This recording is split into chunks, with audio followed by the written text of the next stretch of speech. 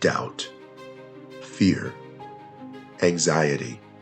These feelings can arise in any relationship, but especially when two people intertwine their personal and professional lives. Celebrity DJ Jay Claxton and producer and award-winning media personality and publicist Dr. Casay know this feeling all too well. On this episode of Heart to Heart, this love-struck couple talks about finding faith in love and each other. They also reveal how love looks when blending business and love, and why they started their podcast, Love and Business on Lock. And everybody, we have the amazing Jay and Dr. Cassandra, and I was so glad to have you both on with me today on Heart to Heart. Thank you for being on our first new episode here in the new season. So glad to have you. Y'all have been making an amazing impact in the community, sharing your wisdom and your story. But I really want to dive right into some good stuff with both of you. So let's go right on in. What is your number one advice that you have for newlyweds that are just getting into living together? Go ahead. Oh, wow. Go ahead. You kind of put me on the spot. I mean, I can go. You go right in here. I feel like I've been taking over all the interviews recently. You know, like every interview seemed like I've been taking control. So I'm like, go ahead, start. Go ahead. So for me, I think that anything worth having. I'm sorry. For me, I think that anything worth having, you have to work on, and you really have to be committed to. So if you're committed to eating right, as much as you're committed to eating right, you have to be committed to your relationship. You have to make time for that person. You have to be able to give them the things that they need, as well as be a comfort and a support. So like that's really all I could really say is just don't forget that a relationship is between two people, not just one person. That's and good. You have to understand that even when it's hard, you still have to be there, you know, and you can be there when it's good, because that's fine, but it's when it's hard that shows how much you love or care. You sound like me. Mm-hmm. You sound like me. Uh-oh. You sound like me. You sound like me. Sound like she been listening. Uh-oh. But no, we really do say that. I say that a lot. I mean, you know, dealing with somebody when you're winning or everything is good, that's easy. You know what I'm saying? That's easy. It's when stuff gets really tough and, you know, you hit some brick walls and the money not right and things of that nature. That's when you can really tell, you know what I'm saying, how you guys are built. You know what I mean? That's powerful. You're absolutely right. And relationships transition. You know, they ebb and flow. Sometimes one person's got more of the power in the relationship, and sometimes the other person does.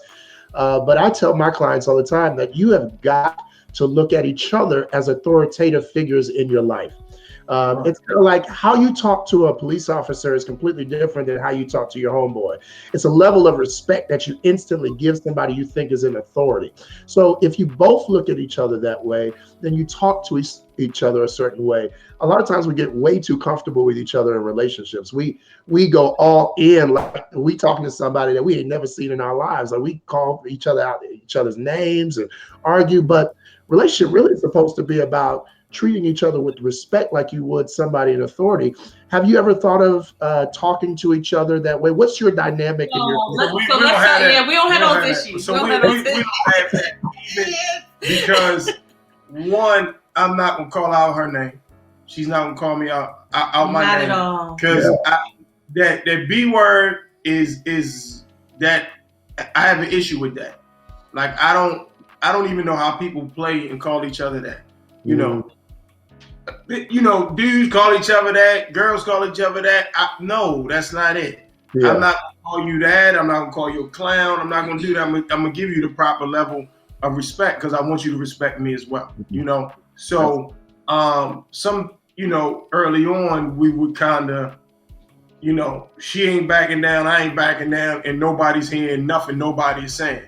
And then it kind of, as time went on and we did some research and talked to some people and, you know, whatever the case may be, we realized that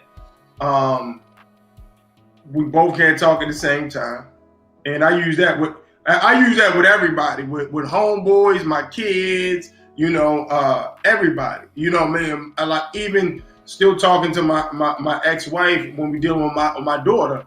Listen, we both can't talk at the same time. You know, I'm gonna let you finish, but you cannot cut me off in the middle of me talking as well.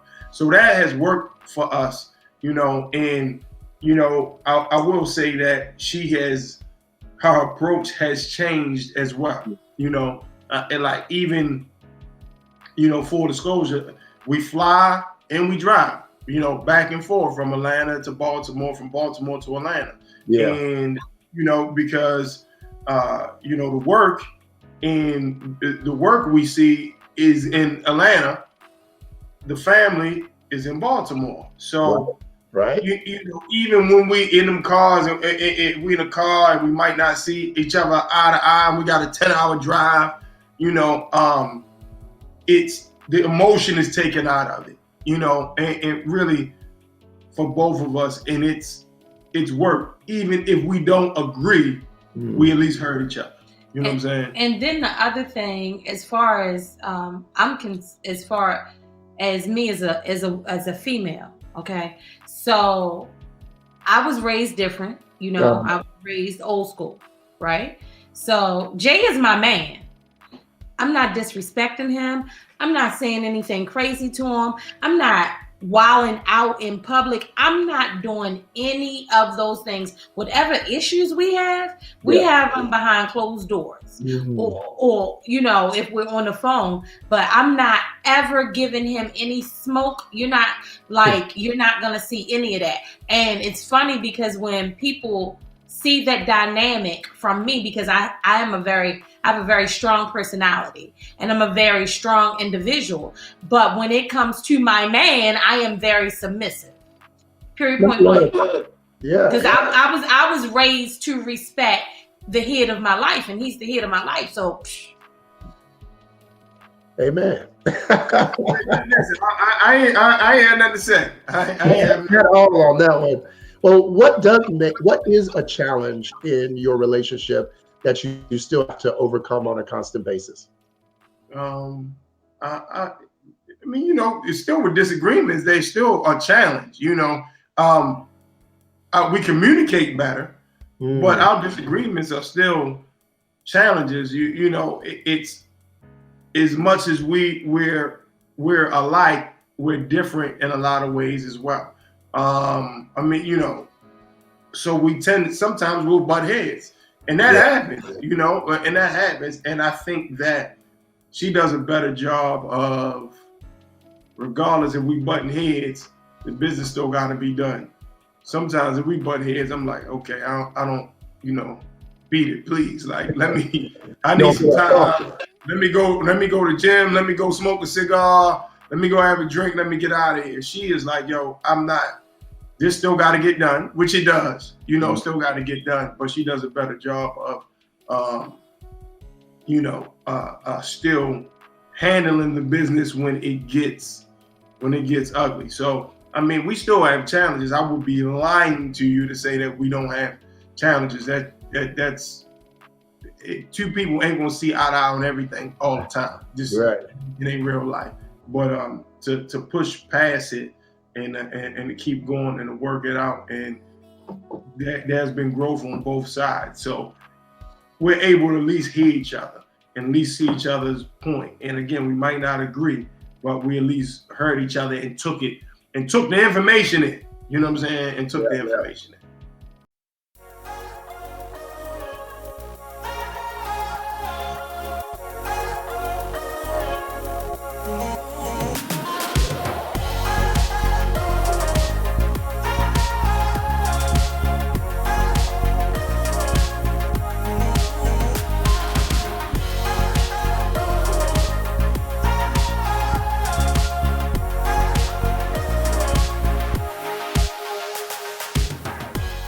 So what is it about each other that made you want to be with the other? Like, what was so amazing that you were like, I gotta have this person? Go ahead. No, I want you to start on this one. I start on everything. I mean, full disclosure, I was against it. Mm. You know, I really was against it. I didn't want to mix business. I just didn't think it made a whole lot of sense. You know what I mean? And not, I think she'll say because of things that happened in my past, I just think for me, she was too close of my friend to ever want to, you know, I don't want to cuss, but F it up. You know what I'm saying? Yeah. You know, I didn't want to F it up. So I fought it. But, you know, as time kind of went on, it just happened. You know what I mean? Just kind of fell into place, you know. But I definitely, you know, I was against it. She saw something early on. I didn't necessarily see it because, yo, this is my best friend, and I didn't want to F that up. Like that was really super important to me because, you know, I've had not challenges, but issues with friends, and they ain't really stand 10 toes down, and they ain't really was solid as I once thought how solid I thought they were. They weren't that. So I didn't want us to mess that up because I knew I could trust her. And I know she had, you know what I mean, another set of eyes on my back. And I always got my third eye open, but I had another set of eyes because I'm trying to move real calculated. But I knew I had a set of eyes and did not want to mess it up. But it fell into place, and I just, you know, I stopped, you know, ducking and dodging. I don't even move that fast anyway. Yeah, I don't even move that fast anyway. So for me, it was, like he said, we're friends, right? Mm-hmm. I'm a firm believer that, so we both were married, you know, divorced. And so what I knew about my first relationship was that I was not friends with my ex-husband. And so I knew that whoever I wanted to be my forever friend, and not just my best friend, but my forever friend and my forever partner, I wanted to have a firm foundation of friendship. And so no matter what, even when it's hard to love, we're still friends, you know?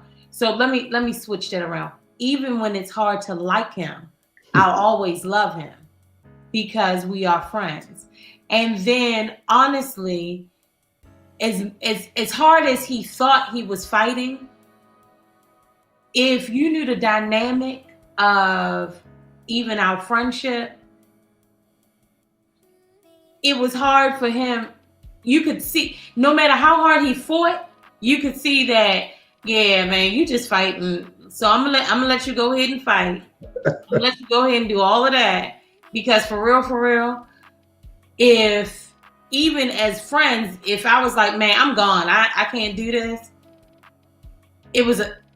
you could tell. You know what I mean? Yeah. It was like some things you could just tell. And so, as he said, the friendship, we just fell into it. And then when we fell into it, Byron, I'm going to be honest with you, all sorts of things came out that surrounded us the whole entire time.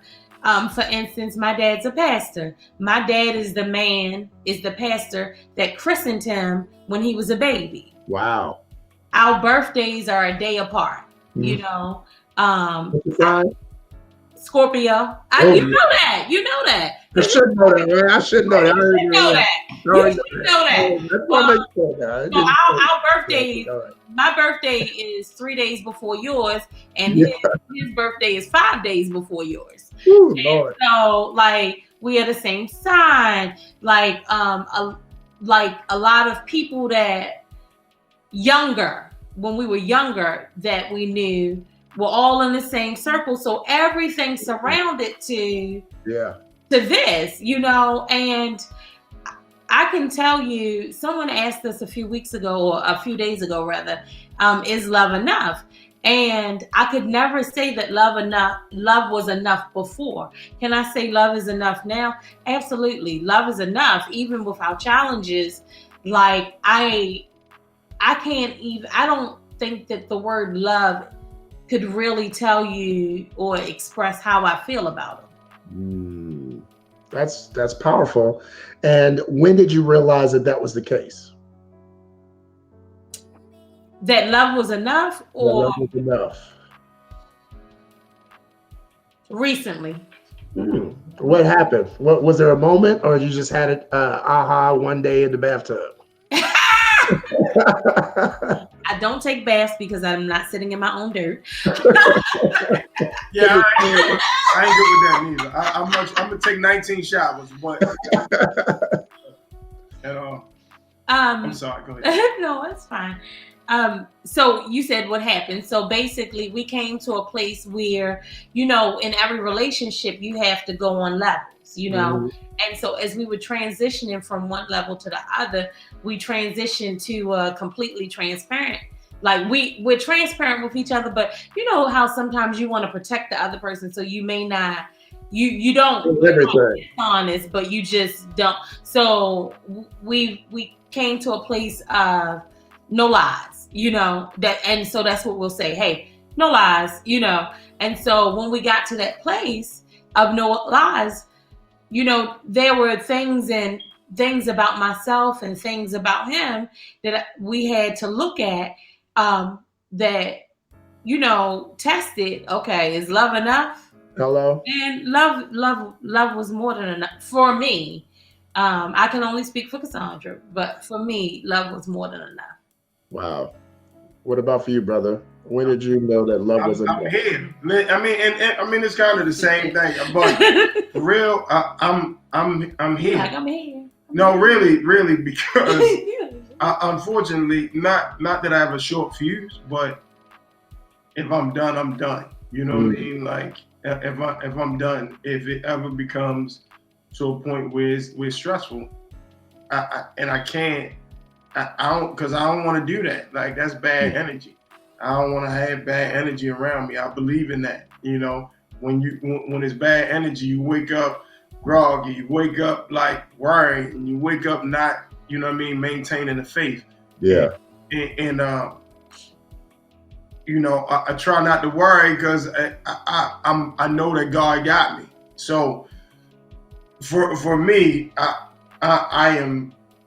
It's a testament to us because we both here. You know what I'm saying? Like we really are. We both, we both here because we are both strong individuals, and really ain't nobody really backing down. You know what I'm saying? Like everyone, sometimes one gotta back down, but it is, you can't fight every battle. But we've I think we've done a good job with handling that part. You know what I mean? Because it's a lot. I'm sorry, I didn't mean to cut you. As far as working in that sort of thing. I didn't mean to cut you off. No, and then the other thing is that you have to really know your partner.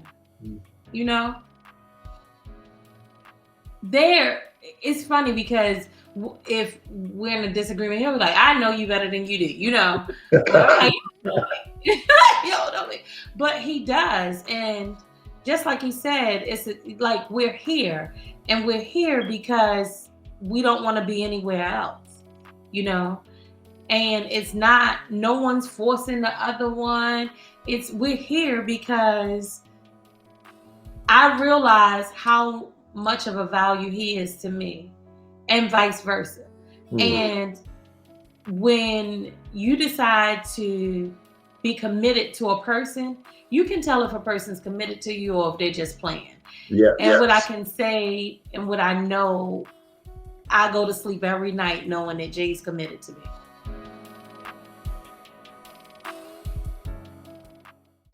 Love, so many things I've got to tell you, but I'm afraid I don't know how. 'Cause there's a possibility you look at me differently, love. Ever since the first moment I spoke your name, from then on I knew that by you being in my life, things were destined to change. 'Cause love, so many people use your name in vain.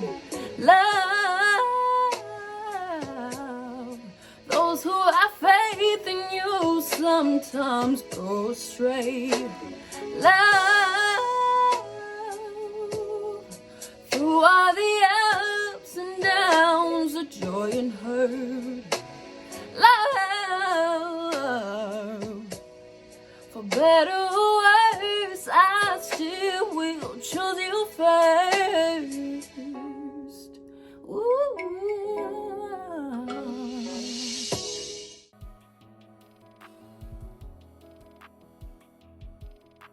How do you define love?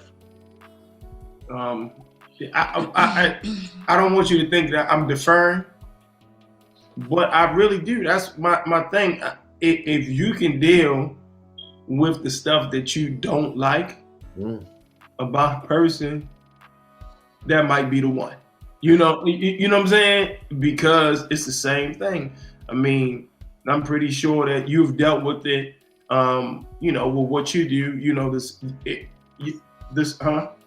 I was listening to the successes, the falls and all of that.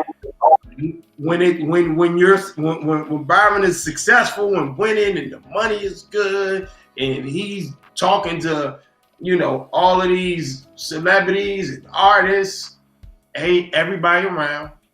Everybody is got the pom-poms out. And then slow down and you fall and you scuff your knee up, your lip bleeding a little bit, and it ain't as sweet. Where they at? You know what I'm saying? You know what I mean? Where they at? So I really do think that if you can deal with the stuff that you don't like, I mean that's just for me. I'm not necessarily saying it's for Cassandra, but if you can deal with the ish that you don't like from somebody, I think you potentially can have a winner. So I'm going to answer the question a little bit differently, because his question was defining what love is. That's love, right? That's what I'm saying. So for me, I would say if I was talking about, for me, talking about Jay, I would say something simple as this: Tu amor es como la melodía maldosa. That means his love is like a sweet melody to me. I didn't know what the hell that meant. You were saying, no, I know you know how to speak Spanish. I know, but I'm not. I can tell you como está. Yeah, that's it. Okay. Vámonos. Let's go. I learned y'all that. both just. I learned that from y'all both. The love coach and you both just ruined the whole. Right. We ruined the vibe. We ruined the vibe. Yeah. But good thing about love is you can get it back. What'd you say? Como y su cesasu.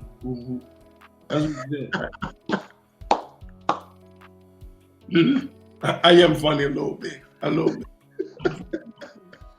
praying. So he's a sweet melody. Yeah. That's what love is. That's nice. The sweetest melody. The sweetest melody. Look at that, brother. That's something to live up to now. That's something to live up to right now. Now, the other thing I like to do right at the end is I always like to give the guests one opportunity to ask me any question that you have, any question at all that's around love, anything. I'll answer it. You got anything on the top of your head, either one of you? What's your purpose? Why do you do this? So that's a great question, actually. The reason why I do it is because I was a former pastor who was helping so many people in my office who I could not help in the pulpit because I couldn't speak the things that I was saying in private over the pulpit because the church just couldn't handle it. I was in a job and a role as a pastor where I literally was operating in a church that was 10 to 15 years behind society. So whatever was happening culturally, I couldn't stay relevant in my own pulpit. And so stepping away, I became able to really help people right where they were, right when they were. I didn't have to delay it. I didn't have to schedule a time to meet me when I got some free time. I could do it right then and there. And so I'm just free to actually help people on a real and tangible level, to say that I know you need love. We all want something at our core, and that's to love and be loved. And I'm just here to help people find both sides of that, to find the love within and to find the love around them. And as long as I do that, I'm okay, and I'm happy with life. Right. Oh wow. No, right. No, that was good. I mean, because that's what I mean. It's the purpose. Like, why do you do what you do? Why do you do what you love? And it's funny because we've talked to. I was so anti-therapist. Like, I'm not big on that. And we would see somebody, somebody that we do business with as a therapist, and we would use them. And I asked them the first time we sat with them was, who therapist the therapist? I want to know. Like, tell me, family. Like, you gonna tell me what I'm doing? Who the hell is giving you this information, or who, when you going through what you're going through? And he answered it, but that was a big question. Any therapist that I've ever talked to, I've always asked that. Like, where do you therapy from? That's a good question. You know what I mean? I just, because it was one lady that just was like, he just doesn't love, or I'm gonna practice that. No. Right. She just kind of was like so anti-me. It was kind of crazy. And which is funny, because I feel like I never had like an issue with. I'm sorry. with people. So it was kind of funny that she gave you a lot. Yeah, she really didn't give it to me, but she gave it to them. We had to talk to a therapist about when we were ready to do a show. Like, when we were thinking about doing it, and she was just anti Jay Claxton. That's so crazy, because when I do couples counseling, normally the person that sets it up thinks I'm going to just be on their side or whatever it is. And so it's funny, because I am so neutral in the conversations that when the other person tries to sound like, and I always call it the bully, because you have the bully complex, when you feel like you write a little bit more than the other person, you kind of bully up on them, like, I do this and you don't do that, and that kind of talk. So when they start doing that, I'll be like, yeah, but weren't you just the one that said you needed help on this? So just let's calm that down, and let's get back to this. And hey, you got to do that. I don't believe in that. I really believe in being neutral in those kind of settings. There is no winner or loser in that conversation until somebody thinks they the winner or they the loser. So that was the wrong. Yeah, that therapist, pray for them. I tell people, don't you ever get a therapist. One question you need to ask is, what is your spiritual life like? Because if your spiritual life, when you talk about love, and love is spiritual, when you talk about love and you don't have a spiritual life at all, then we got problems, because you're going to have a hard time trying to discern for me what I'm supposed to do for my spiritual life and my love life, when it is very unique, and you got to be able to tap in. You got to be able to tap in and see what I'm not telling you.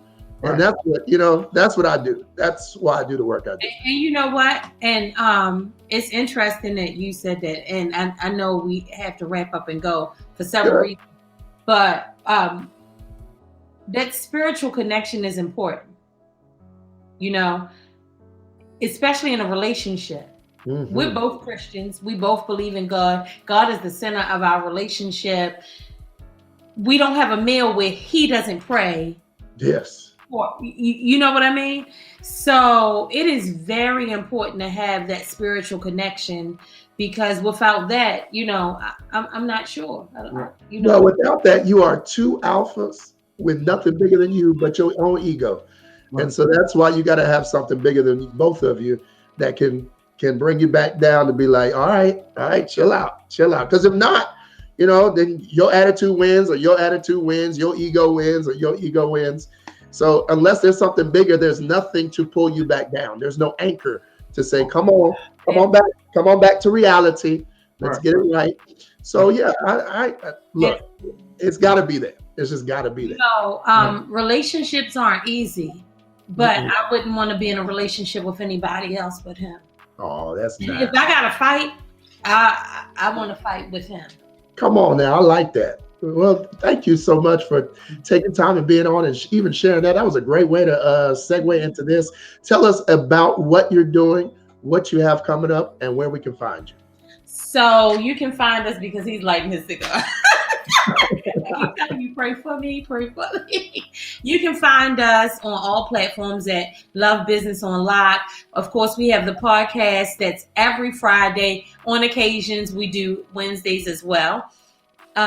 Next month, Love Month, we're going to do some different things. We will have some couples, but we're going to do one day where we have nothing but the business of love. So maybe, Mr. Byron, you will join us. Nice. So we talk about, the business of love.